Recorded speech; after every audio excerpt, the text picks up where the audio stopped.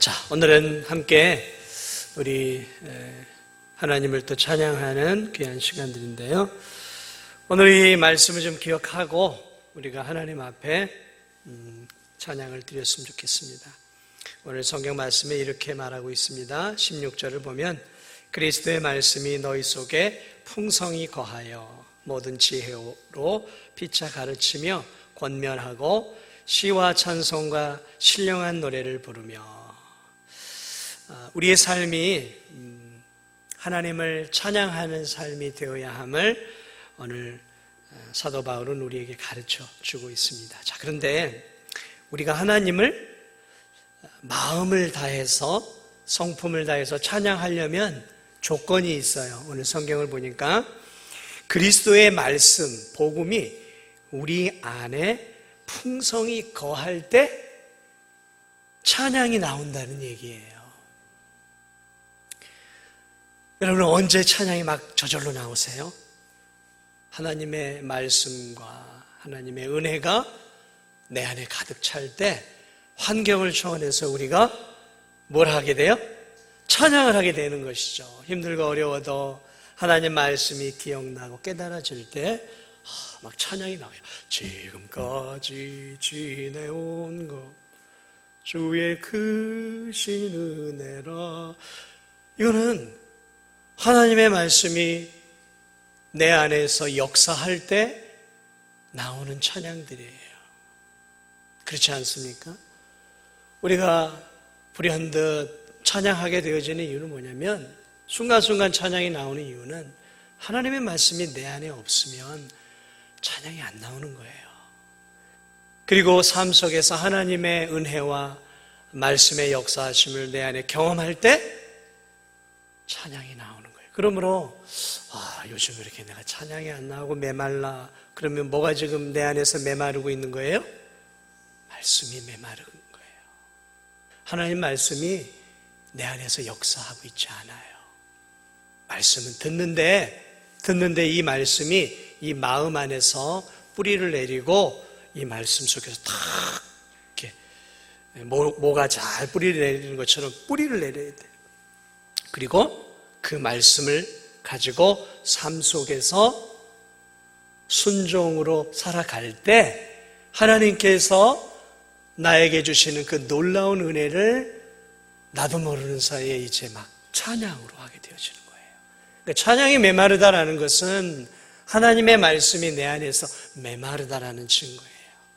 그런데 반대로 하나님의 은혜가 내 안에 가득하고 말씀을 묵상하고 그 말씀을 붙잡고 살고 순종하면서 살아갈 때 하나님이 내 삶에 얼마나 큰 역사를 해주는 게 깨달아질 때 그 막 찬양이 나오는 거예요. 어떤 찬양이 막 나올까요?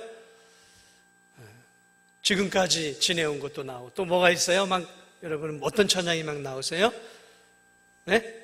공중 나는 새를 보라 농사하지 않으며 이런 막 찬양도 나올 수 있고요. 또 어떤 찬양이 막 저절로 나오세요? 네? 크게 얘기하세요. 크게. 어떤 찬양이 막 내 안에서 나오세요? 나 같은 죄인 살리신 나가.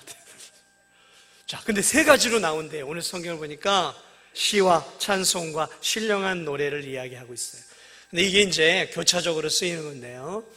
이 시와 찬송과 신령한 노래는 이 안에 다 있어요. 이 안에.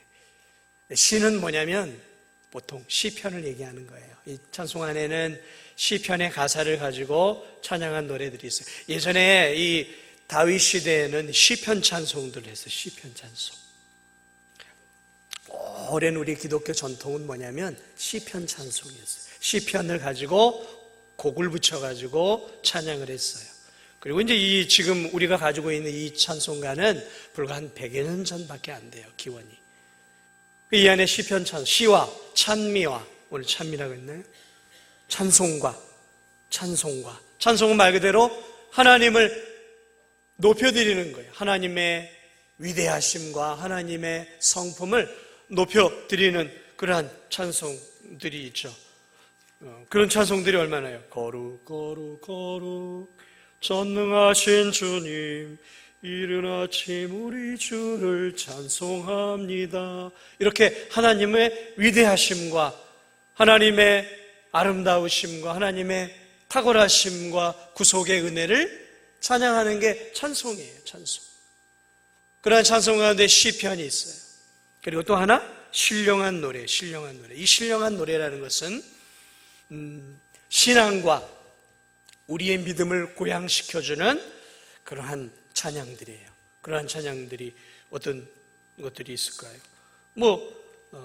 우리의 찬양과 우리의 신앙을 고양시켜주고 우리의 믿음을 강하게 해주는 것이 뭐 있어요? 잠시 세상에 내가 살면서 저 높은 곳을 향하여 이 몸의 소망 무언가, 이게 뭐예요? 이게 신령한 노래들이에요. 하나님의 은혜 안에서 우리의 믿음을 고양시키기 위한 찬양들. 그러한 찬양에는 이제 복음성가도 포함이 되는데, 복음성가도 이렇게 우리의 신앙과 믿음을 고양시켜주는 것들이 많죠. 근데 오늘날 복음성가는 너무 인간을 찬양하는 노래들이 많아서 문제예요. 그래서 복음성가를 부를 때 조심해서 선별해야 돼요. 그런 복음성가들 중에는 대단히 성경적이지 못한, 도무지 이게 복음성가인가 하는 그런 것들이 생각보다 많아요. 여러분 이 찬양 아세요? You raise me up so I can stand on mountain. 세계적으로 유행했던 복음성가죠. 그런데 그 찬송가를 번역해서 보면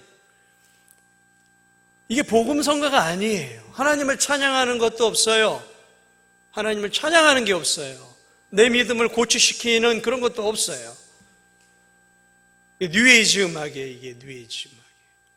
그런데 그걸 가지고 막 세상 사람들은 부른다고 치더라도 성도들도 그걸 마치 막 You raise me up, 전혀 성경적이지 않아요. 전혀 성경적이지 않아요. 그걸 막 그냥 교회 안에서 무슨 막 예배 시간에도 부르고 막.